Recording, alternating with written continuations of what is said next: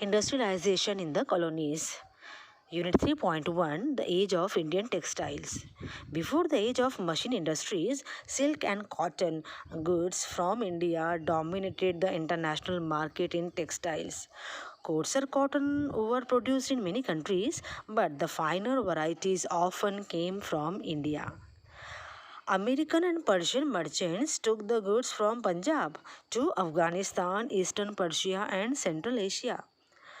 A vibrant sea trade operated through the main pre-colonial ports, Surat on the Gujarat coast, which connected India to the Gulf and Red Sea ports, Masulipatam on the Coromandel coast, and Hooghly in Bengal had trade links with Southeast Asian ports.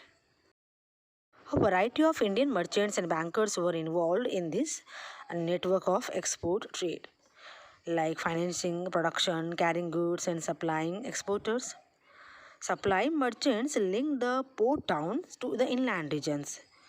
These supply merchants gave advances to weavers, procured the woven cloth from weaving villages, and carried the supply to the ports. At the port, the big shippers and export merchants had brokers who negotiated the price and bought goods from the supply merchants operating inland. By the 1750s, this network, controlled by Indian merchants, was breaking down. The European companies gradually gained power, first secured a variety of concessions from local courts, then the monopoly rights to trade, which resulted in a decline of the old ports of Surat and Hooghly, through which local merchants had operated. Exports from these ports fell dramatically, and the local bankers slowly went bankrupt. Then Surat and Hooghly declined, and Bombay and Calcutta grew. This shift from the old ports to the new ones was an indicator of the growth of colonial power. What happened to the Boers? Before, the French, Dutch, Portuguese, as well as the local traders competed in the market to secure woven cloth, so the weavers and supply merchants could bargain and try selling the produce to the best buyer. But the East India Company established political power and monopoly right to trade.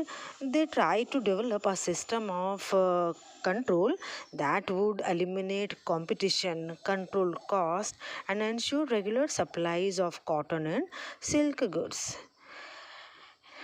This it did through series of steps. First, the company tried to eliminate the existing traders and brokers and established a more direct control over the weavers. And for that, it appointed a paid servant called the Gomastha to supervise weavers, collect supplies, and examine the quality of cloth. Second, it prevented company weavers from dealing with other buyers. And one way of doing this was through the system of advances. Once an order was placed, the weavers were given loan to purchase the raw material for their production.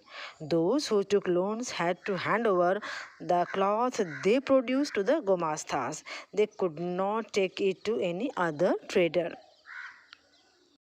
Weavers eagerly took the advances, hoping to earn more, and devoted all their time to weaving. In fact, this required the labor of the entire family.